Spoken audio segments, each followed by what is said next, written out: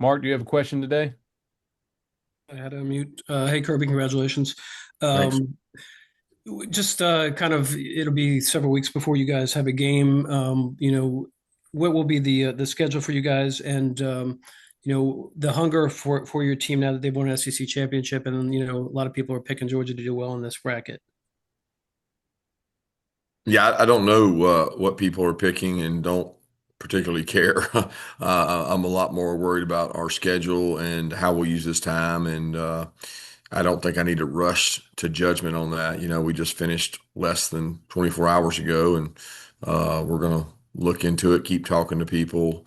We had a couple scenarios, a win scenario last night and a lose scenario last night of schedules, but doesn't mean we have to follow it. So we're going to listen to the bodies of the players. We're going to come in and meet as a staff and talk about areas we need to grow in. And right now, let the kids finish final exams. That's probably the most important thing. But there's no set schedule yet per se for us. All right, next up we'll go to Anthony Dasher. Anthony. Yep. Hey, Coach, congrats from me too. How is Kobe Young? Was there a chance he may be able to play in this game coming up? Anthony, I don't know. I know we went over some injuries today and his name came up. I think it would be a stretch and we're so far off. I was not thinking of being able to get him back when the injury occurred in the initial timeline. There has been some optimism with his rehab and his recovery, but it was more for after the initial game if we were able to advance. But again, I don't know. I think we'll find out over the next 20 something days. We'll find a lot more out. All right, next up we'll go to Connor Riley. Connor. Hey Kirby, congrats. Gunner is the only quarterback who started a college football playoff game last year that will be doing so again this year. How valuable was that experience a year ago for him and his development? Yeah, I think it was huge for him. I think it was really huge for the game, at Tennessee, the game at home. I mean, all the games he played this year, he created value through those experiences. Even the second half of the SEC championship, man. I mean, he played against. Number one, those are huge moments. Those are huge atmospheres, but those were really good defenses at Texas and Notre Dame. Those two games, the game in SEC championship and the game at the Sugar Bowl. So they certainly created confidence for him. How much that transitions to this year, I think is way more about the games he's played in this year already. All right, next up we'll go to Jordan Hill. Jordan, when you're ready. Yeah, Kirby, congrats. Today is 10 years ago you were officially introduced at Georgia. What comes to mind when you think about that day and just what have these 10 years meant to you? What comes to mind thinking about those that day? Nerves, um, just overwhelmed. I felt like I was just, I was trying to prepare for a national championship or I guess a playoff game at the time, and also take on running a program which I had not done, and just overwhelmed with who am I going to hire, what am I going to do, just a lot of nerves. In terms of the memories, they're just incredible. It's just hard to believe it's 10 years. All these pictures of my kids are popping up on the timeline, and the aging of myself with the gray hair. I mean, it's just crazy how fast it goes, but yet how slow it goes. And some of it hit last night when I'm pregame and I get five, six Alabama players that are on their staff, or getting to see C.J. Mosley, who I had a great bond with CJ, and I probably hadn't kept in good enough touch with him last night. It's got pretty emotional for me before the game. He comes over, gives me a big hug, and we were really close. He was a guy that kind of won that game against Georgia, and see Clinton Dix on their staff, so many guys, and then the guys coming back on our team, Richard LeCount. It's the memories and the relationships in coaching. It's not the victories, and that hits home for me the older I get. All right, next up let's go to Brooks Austin. Brooks, when you're ready. Yeah, Coach, I'm sure we asked you something similar last year, but how do you go about scouting and advanced scouting two separate opponents, not knowing the outcome of that football game? And did you learn anything from last year's process? I know you said you were texting with a lot of coaches about, those round one losses last year after our bye. That's all I got. Yeah, we took an approach last year that we're going to prepare for both teams in our advanced scout. We'll do the same thing. We'll treat those teams as equals. We'll have coaches assigned to them. Coordinators will look at both, but we'll split our staff in half, look hard at both teams, dive into their seasons. We'll do a lot of research into ourselves and study other teams in the country that were maybe top in their areas. Red area, third down, 2 minutes, everything, and just try to, steal the inches and try to get better ourselves. That's the way we'll approach that. As far as the practice schedule and how we go about it, not sure on that yet. We're going to work hard on ourselves, but the coaches will work on the opponent. But I don't know how much opponent work we'll do ourselves until we know who it is. Next up, we'll try Charles Odom. Charles, did you have a question?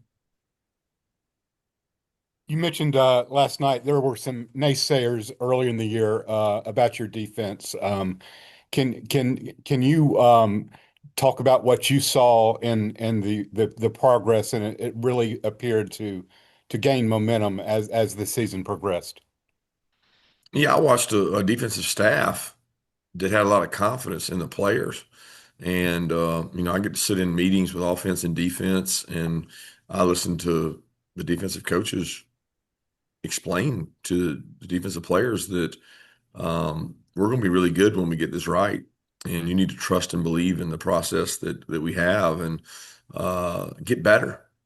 And they got better. I mean, they weren't just naysayers at the beginning of the season. There was naysayers throughout the season, and probably with good reason. I mean, we had a couple of defensive games mid-season and later that we didn't play up to our standard, and a lot of that had to do with the team we were playing. But I do think we're getting better, but we have to continue that. Like the last thing you can do is think you've arrived on defense or offense and not grow. That's the key point in this window of opportunity. Who actually separates themselves and does get better? Next up, we'll try Seth Emerson. Seth, do you have a question? I do not. Okay, thank you. Allison Mastrangelo, do you have one from WSB?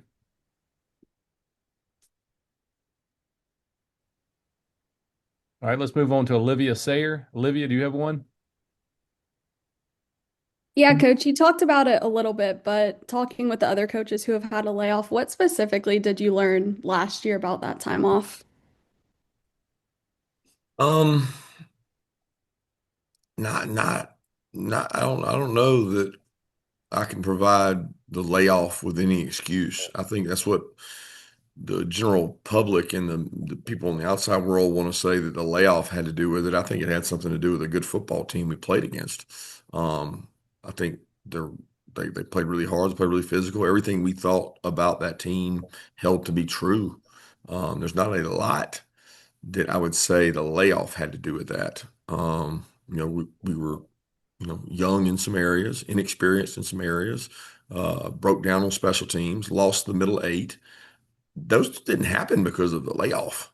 We didn't uh, give up a touchdown and then another touchdown and then a kickoff return for a touchdown right after the second half, start of the second half because of the layoff. So I have a lot of confidence in the history of what we do in these windows. But at the end of the day, we got to execute in the game. All right, Allison, we'll try you again. Are you ready for your question? Yeah, hopefully you can hear me now. Cool.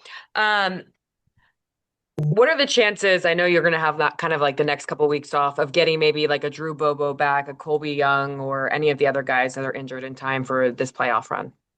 Yeah, they'll all be on an individual basis. I mean, the hope is to get guys that are injured back and get those guys back available, and we'll see how that goes and where their injuries are. All right, let's try Jeremy Johnson. Jeremy, you got a question? Yes. Just because obviously playing, you mentioned a couple times this year that playing in the SEC and playing, how you guys have played has been like a playoff game every week. Just what do you take from those experiences to be able to, play in a playoff type situation? And how much does that kind of prepare your team mentally to be able to handle some of the situations that come up in these tight playoff games? Well, we've certainly, Jeremy, been in tight ball games this year. I think there's been years that I've gone to the 14 two-game playoff and didn't have a lot of tight games, and you worried about how your team would respond and how those experiences would affect your team in the heat of a moment. That's not the case anymore. We've been in them, but so have most of the teams in the playoff. There's not a team in the playoff that you can say is just not been in a tight game or blown everybody out. I just don't think that's there. Most teams have a loss. Teams that don't have a loss, they've been in some tight ball games. So I think that everybody's pretty even in regards to that. Next up, Graham Coffee. Graham, you have a question? Yeah. Congratulations, Kirby. Looking at all this time you guys have off, you were talking about trying to get better. Is there a specific area or areas that you're looking at and, besides getting healthy, that you guys want to focus on?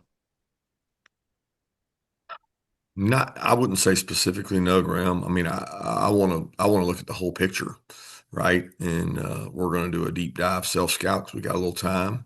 And when I say self scout, we're looking at ourselves, but we're going to look at outside teams and see what might complement us, what might give us an edge in some area. But I can't tell you what that is right now because I hadn't even looked at ourselves. All right, let's try Luke Hetrick. Luke. Hey, Kirby, congratulations again. Just wanted to ask, I know you've had a lot on your mind the last 24 hours, but going back to a bowl game where there was a lot that happened on the field, a lot that happened outside of football last year, just how much have you been able to reflect here today and in, the recent days about going back to New Orleans, given what happened last year?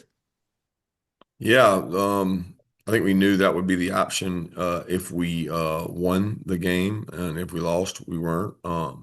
I've been to New Orleans a lot of times in my career. That's a blessing. This Sugar Bowl is an incredible event. I've had the great fortune of playing there more than I ever thought I would. I mean, I spent 2 years in the ACC at FSU, and one of those two was in the Sugar Bowl. So I have found my way into this game, going to New Orleans a lot of respect for how much passion there is in this game. This game is not about me or the experiences I had in New Orleans. It's about this team and these players. And this team and these players have done an incredible job of buying into what we're pushing on them as coaches, things we've asked them to do different than last year, and they've done all those things. So I'm looking forward to them going down there, this team, this Georgia Bulldog team, and having an opportunity to play whoever that opponent is, regardless of the circumstances of last year with a lot of stuff going on, outside football. Got time for two more questions. Connor Riley, did you have another question? Yeah, I did. Kirby, you talked a lot about the messaging for this season being stopping the run and running the football. And it's obviously this team has taken to that and done a great job with it. When did you know that this was going to be a team that could do both of those things, especially at an improved rate over what you guys were doing last year? I don't know. I guess the order of the season, sometime after Tennessee. I don't know that we didn't really get tested until the road game at Tennessee, and then as the season evolved and we were playing high level opponents, we were stopping the run pretty well, and Georgia we were football running the schedule. ball. We were running the ball pretty well. So those two games, the SEC schedule is kind of what allowed me to realize we were going to be better. I don't know that I would say we hit our standard or that, those two national championship year standard, but we improved in that area and we needed to improve in that area. And it was big for our team. And let's wrap up with Jordan Hill. Jordan, did you have a second question? Yeah, it looked like Chauncey got banged up at the end of that game yesterday. Kirby, just wanted to see how he's doing. Yeah, he landed on his back on that run he broke out on, and it was not it was fine after the game. I'm not sure exactly what it was, but he landed on his back, and he was in a great deal of pain, and happened a couple other games in the season when he fell there and landed on it, but he seems to be fine. Okay, Coach. Thanks for your time today. Thank you, guys. Thanks to everybody for tuning in, and we will be sending this audio and video